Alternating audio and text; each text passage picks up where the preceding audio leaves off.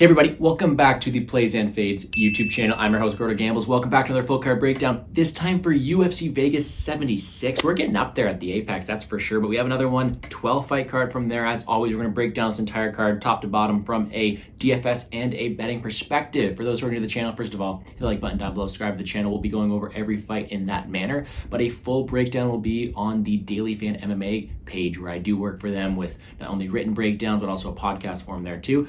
But we're trying to get as much information as we can here as possible. Again, just like last week, any comments or concerns, put it in the comment section down below. Happy to talk, make improvements. Recommendations I had last time were to add a best bet, most confident parlay, some Reignmakers, stuff like that. I'll be doing all that at the end of the video, as well as summing up all my quick picks. Everything should be timestamped down below, so please put it in the work for you guys. Let's do this. First fight of the night, we have the 12-3 Kutateladze versus the 14-3 Elvis Brenner. We have ourselves a pretty fun fight to open up the card. I don't know if it's going to stay here as the opener, but we do have a pretty hefty favorite. Kutateladze is a highly touted opponent, someone who is very, very technical, been in there with some pretty good opponents in the cage. Holds a win over Mateusz Gamrot, and his appearance has been a bit few and far between. And that's kind of the way to put it here, is although he's been super technical, he's got these great wins, we haven't seen as much of him as we want to. There's been some visa issues, but now he's finally in here facing Elvis Brenner, someone who came in on short notice last time, pulled off an upset win against Hugov in what was a close fight. It wasn't a clear-cut victory for Brenner here, but he got the win nonetheless, and now he's getting paired up against a beast in Guram.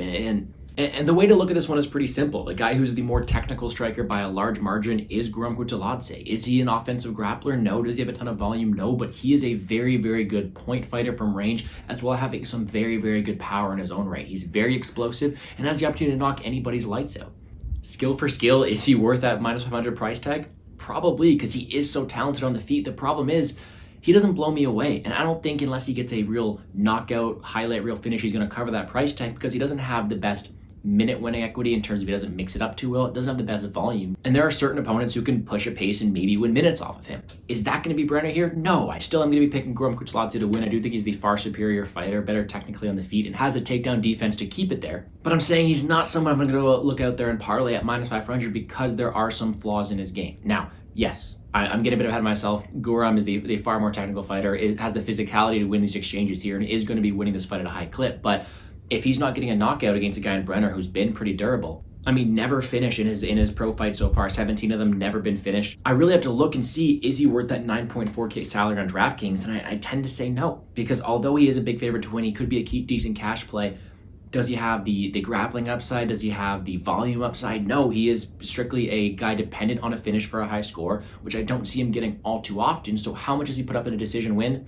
Well, his last decision win, he only put up 56 points, and that is highly conceivable here as well. Now, the pick's Guram by decision. I think I said that already. Does Brenner have any viability? I don't see him winning this fight a lot of the time, so for that reason, no, not that much. I think that Brenner's path to victory is going to score incredibly well. I don't think he has the physicality to hold down Guram. I don't think he has the technicality on the feet to win these striking exchanges, so it's going to take a pretty miraculous victory from Brenner to win it here. So give me Guram. Not a fight I'm too heavily invested in on DraftKings, not a fight I'm too heavily invested in either way, but I'm happy to see Guram back inside the cage. I do think he gets his hand raised on Saturday. Next up, 16-2 Alexander Romanov, 19-5 Blagoy Ivanov. Let's get a few things out of the way. That's like the big elephants in the room. Romanov looked huge last time in terms of he did not look good. He looked a bit out of breath, out of cardio, for lack of better words, a bit fat out there. And Ivanov's been stabbed. Those are the two things you gotta know. That's what you're gonna hear all week. It's out of the way. Alexander Romanov was a guy who was extremely touted. I mean, I saw him take his first loss at Elevation his last time out, and he kind of went downhill from there. I mean, he got thrown to the wolves against Alexander Volkov, a fight that he was favored to do well in, and a fight where I believe I picked him prior to seeing the weigh-ins. But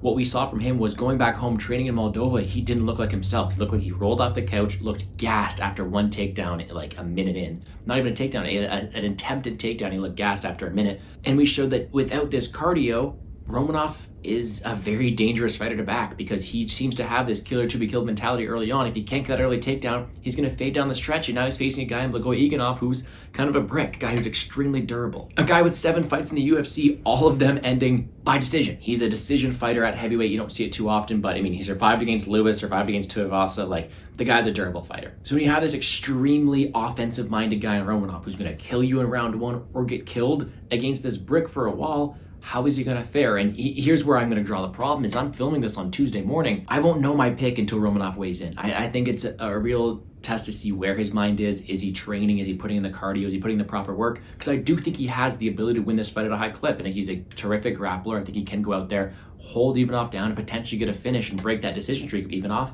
But if he doesn't, he will fade after 3 minutes. If he looks bigger on the scales, I do think Ivanov can get his first finish win, and I do think this fight is projected to end at the distance, a play that I might have to take. If the narrative is so heavily invested on Ivanov being a decision fighter, it doesn't really matter in this case here. I think Romanov is a type of fighter to either go out there, get the kill early on, or be killed a few minutes after that. So really high volatile matchup. 8.3 on DraftKings Romanov is pretty enticing because when he's won fights, I mean, he's scored 112, 135, 110, 127.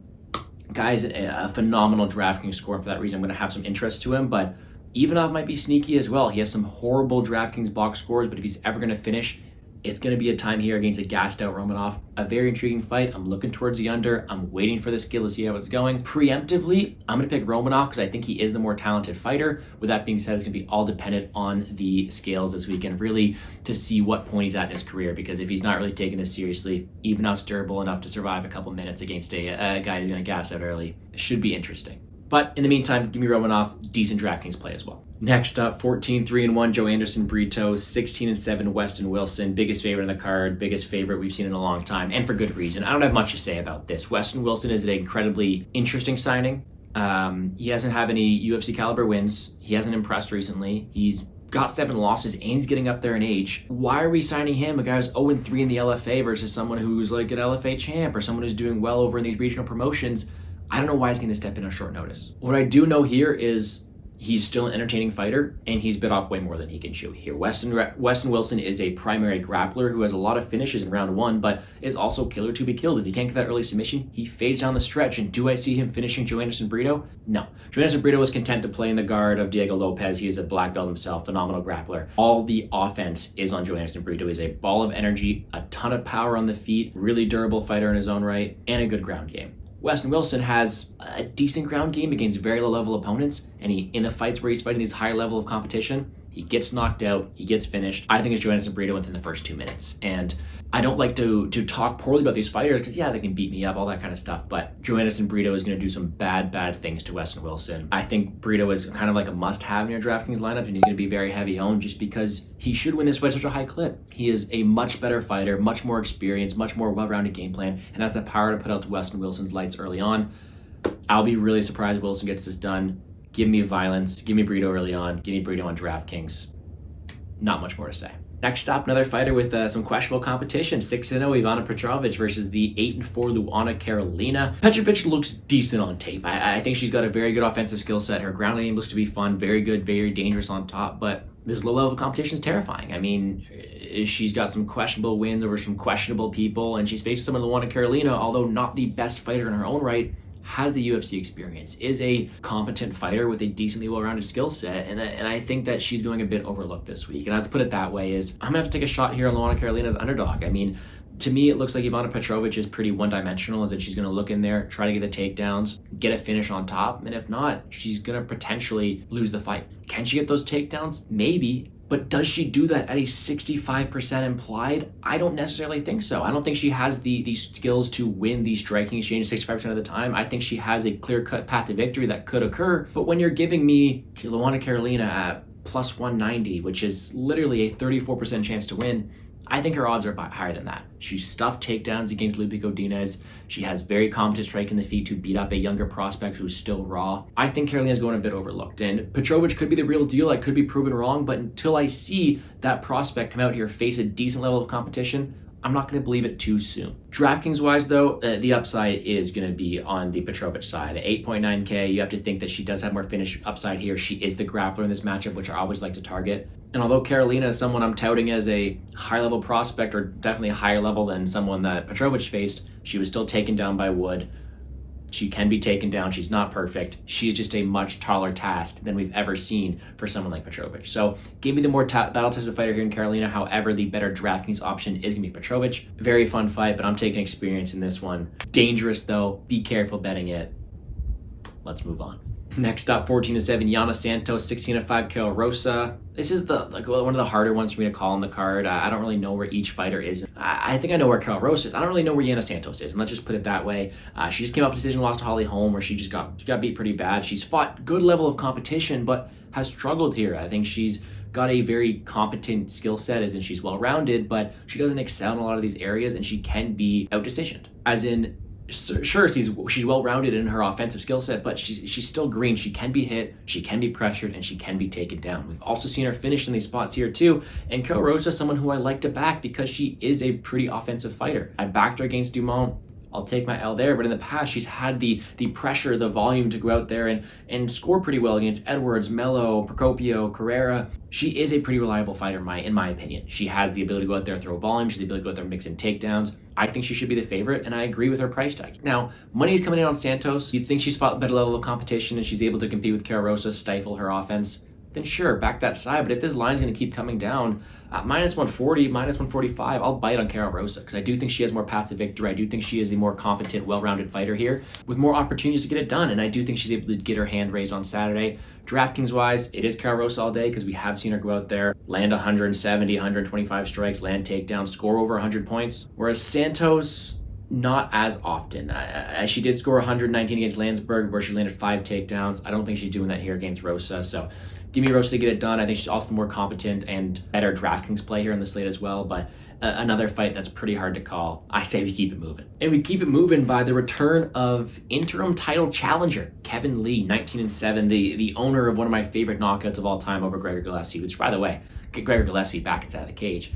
He's facing the 21-2 Rinat Fakhretdinov, and this is a very, very interesting matchup to break down because Kevin Lee at one point was this huge star on the rise, someone who had great potential, very good athleticism, good offensive skill set, but has faced adversity, has shown some questionable fight IQ and some questionable durability, as well as some questionable cardio, and it seems like at some point he couldn't put it all together. He had 11 wins inside the octagon, and that was very impressive, but he also had 7 losses. And sure, I'm not going to hold him accountable for, losses to RDA, Oliveira, Tony Ferguson. He fought some very good level of competition, but those were some winnable fights as well, and he didn't always fight to the best of his abilities. Could it be the weight cut? Could it be the injuries? We don't know. The guy's still 30 years old, and he's coming back after a layoff, and I do want to see him do well in the UFC, but it doesn't feel like he's being thrown a bone here because the 20-2 Rinat Fakhretdinov is a horrible stylistic matchup for Lee. Let's put it that way. He's coming up in weight, facing a guy who's much larger than him, a guy with incredible cardio and very good offensive wrestling. It doesn't seem like a fight that Kevin Lee should be taking here. Like, Kevin Lee may be the much better technical fighter, the much better athlete out of the two, but when you're giving up that much size, when you're facing a guy who's going to have the cardio advantage on you, as well as the offensive pressure and output that Fakhretdinov has, how is Lee going to win this fight? Is he going to knock out Fakhretdinov? Maybe, but that's not always what Kevin Lee's been known for. Like, Rinat Fakhretdinov, his weakest aspect is probably him getting sloppy on the feet, but he strikes so little because he's always going in there for takedowns that how often is Kevin Lee going to have that opportunity? It's be up to Kevin Lee to out-physical Fakhretdinov in the clinch, and sure, he may be able to do that early on, but I haven't seen the cardio for him to go out there and do that for 15 minutes and win on the judges' scorecard. So for that reason, although I'm cheering for Kevin Lee, I gotta pick Rinat Fakhretdinov here. I think he has the better cardio, the better durability, the better overall game plan here. With the physicality to match with his big frame, I do think he gets it done. I think he goes out there, shoots 15 takedowns, and it may only take him 3 to win the fight. He's gonna use his cardio as a weapon, which is unfortunate for me to say, but how does that transfer over to DraftKings? Well, first of all, 8.8, we've seen Fakhretdinov go out there, score 108 and 130. His style scores very, very well, and I do think he's very, very viable this week. But I also think Lee is live. I think that he's someone who has fought this high level of competition in the UFC, who has this experience, and if anyone's going to go out there and pull off an upset, it might be Kevin Lee, because I do think he's still a talented guy, still young in his career, and although I'm kind of picking this fight based off of career trajectories where Renat's going like this and Kevin Lee's going like this, I wouldn't count out Kevin Lee all too often. So this fight's very live from both angles. I am going to side with Rinat Fakhretdinov to get it done, though. I do think it gets it done by decision, using that cardio as a weapon. Very, very good DraftKings play as well. Fun fight as a whole, and I'm very much looking forward to it. Another fight I'm looking forward to, 10-0 Bruno Ferreira making his return against the, yes, listen closely, 34-8-2 debutant Nursultan Rozabayev. And man, I was surprised to see this record. He's a guy who you're probably going to hear that all week, but he looks to have a very impressive record, but he's facing a guy that I think is decent in Bruno Ferreira. And to put it simply is I'm backing Bruno Ferreira here. That's my pick. I just want to throw that out there before we get into it because Ruziboev, someone who's, it's a pretty heated battle this week on Twitter. It's not the Twitter matchup of the week. We'll get to that one in a few, but Ruziboev, we're trying to figure out, is this guy legit or not? Because he looks decent in this tape, although he's facing this very, very, very questionable level of competition, and yet he's still going out there and not looking perfect despite the low level. I think there are holes to his game, but the one thing I know for sure is this guy's a fun fighter to watch. A ton of power early on. He's very explosive, but that's kind of what Bruno Ferreira is as well. Bruno Ferreira, 10-0, 10 finishes, pull off an upset win over Gregory Rodriguez. Bruno Ferreira is extremely powerful. I think he's a good judo and wrestling base as well.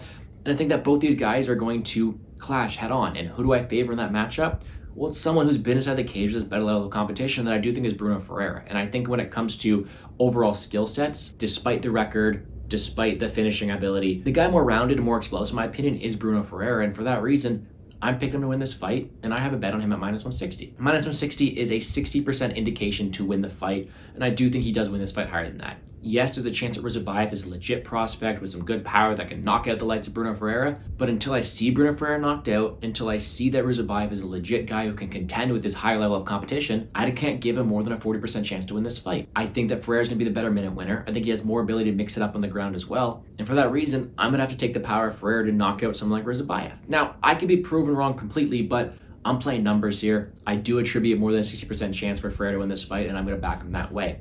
Either way, though, this is a fight to target on DraftKings. It's favored to end inside the distance highly.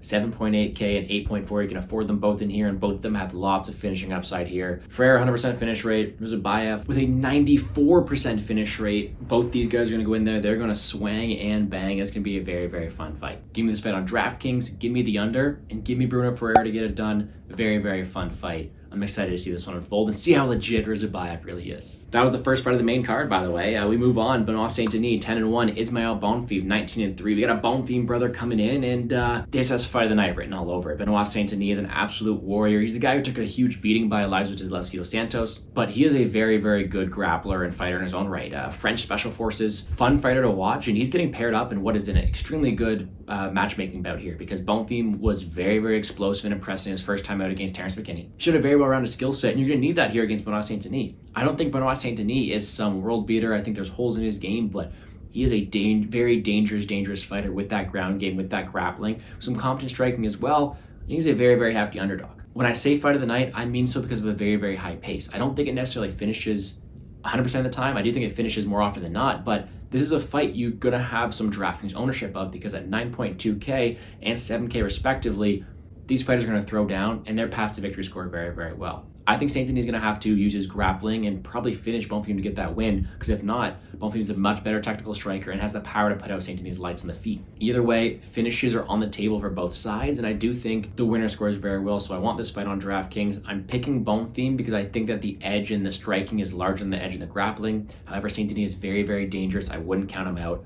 Super fun fight. The final female fight of the night, we have Ariane Lipski, 15-8, Melissa Gatto, 8-1-2. Lipski is someone I can't really get my mind around, like the queen of violence, someone who has been fun to watch, someone's been fun to bet unders on, but I didn't expect to go out there beat Aldridge, didn't expect to get starched in 10 seconds by Cachoeira. She's been pretty hit or miss, but there's one thing we know here is we're in for a decent fight because she is a pretty competent grappler who puts herself in these precarious situations, facing someone in Gatto who is pretty dangerous herself. Gatto burst onto the scene with back-to-back finish wins over Leonardo and Eubanks. Then she got thrown to the wolves in Tracy Cortez, which was a pretty bad stylistic matchup, and Gatto came really close to finishing that fight there. I think she's getting a much better stylistic matchup here because Cortez was able to control Gatto, hold her down, limit the striking, and limit the grappling exchanges because she was just holding her down from half guard. Whereas Lipski's not going to do that. She's going to be aggressive. She's going to be, I think, the weaker athlete here. And on the feet, I do think Gatto's the more superior striker as well. So I do think this is Gatto's fight to lose.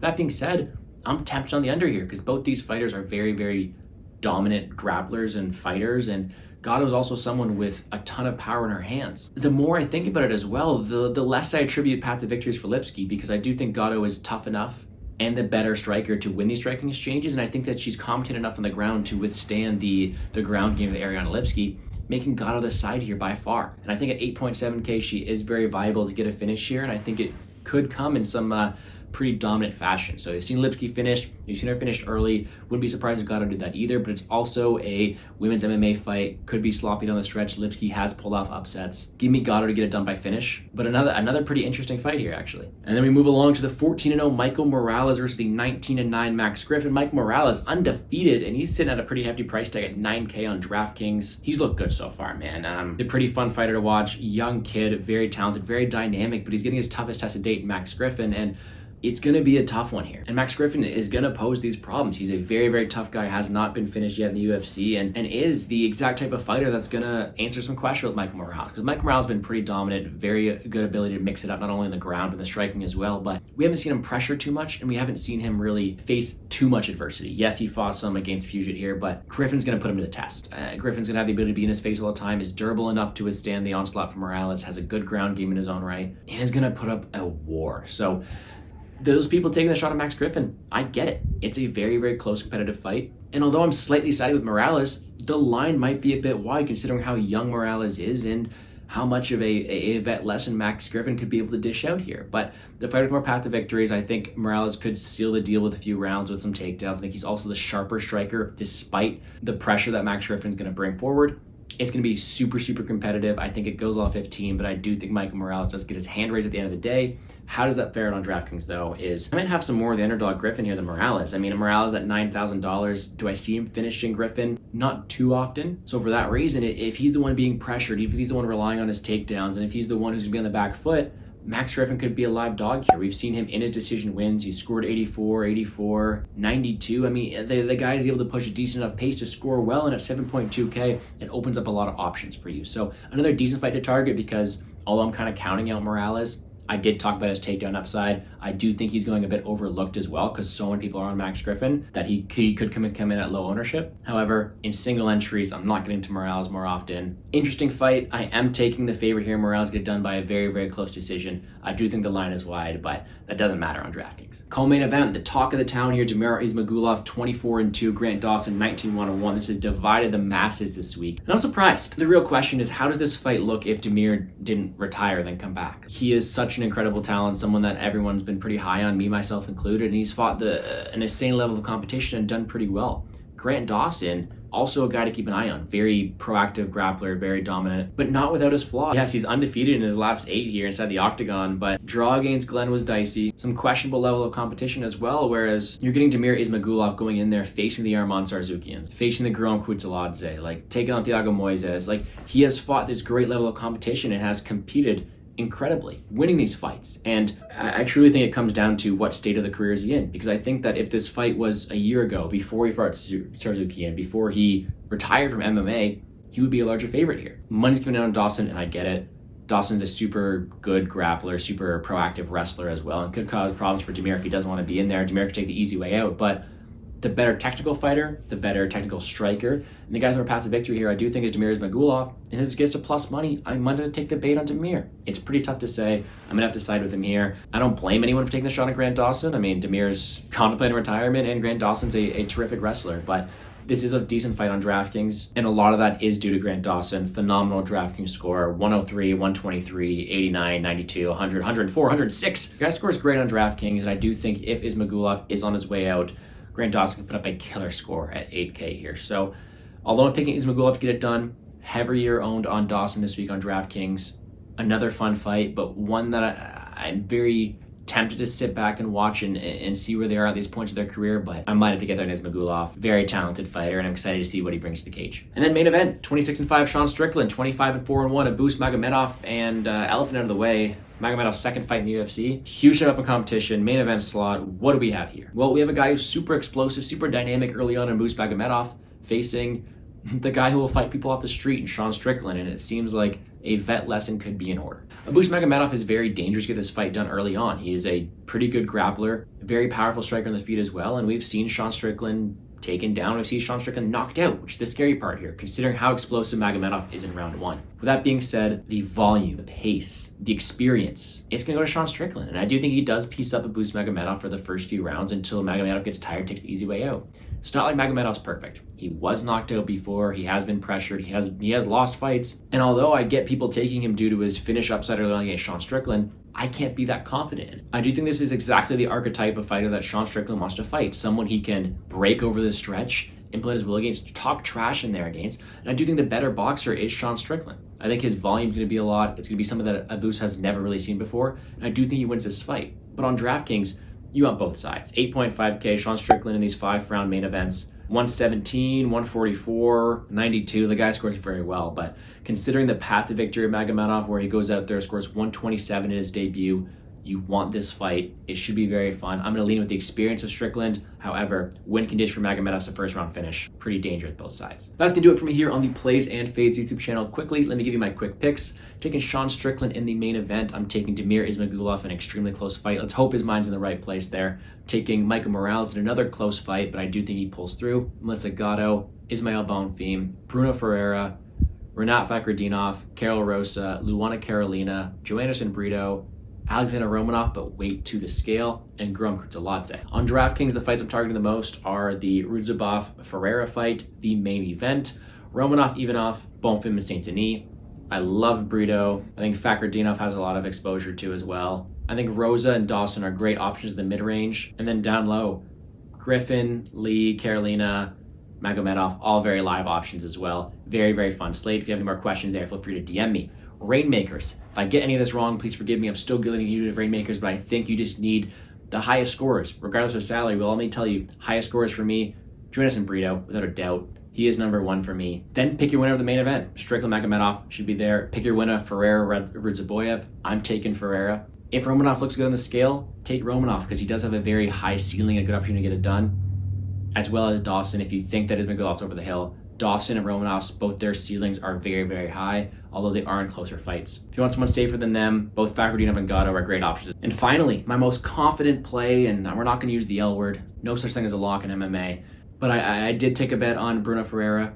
I'm probably going to end up betting on Luana Carolina at plus 190. Where does that leave me in terms of lock, though? I do think Brito gets it done. Brito inside the distance, parlay piece, as chalky as it is. And I am really liking that Romanov under. So if I had to make one parlay this week, I don't know if I have full lines for it yet, but maybe Brito inside the distance parlay with the Romanov under if Romanov looks poor on the scale. Or you can just take Brito inside the distance with Fakhretdinov. I don't know. It seems like a bunch of landmines this week for parlays. Be careful. A lot of chalky dogs. I think the line should be a bit closer, aside from the Brito fight. Make that line even wider. But either way, that's going to do it for us here on the Plays and Fades YouTube channel. 12 fights just broke down from a betting and a DraftKings perspective. Even some Reignmakers in there. Let's go. But if you guys have any questions or concerns, please leave in the comment section down below or hit me up on Twitter at GamblesGordo. Please hit the like button down below, subscribe to the channel. I wish everyone the best of luck in all your betting and DraftKings endeavors this weekend. My full card betting slate will be posted this Friday, so check me out on Twitter. Do not miss that. And for more content, please go check out DailyFanMMA and Pup Sport Radios, 2 companies I work for. Tons of content out there, but hopefully there's enough content out there for you to go win some money this weekend, cash in big. Let's make some money, guys. Peace.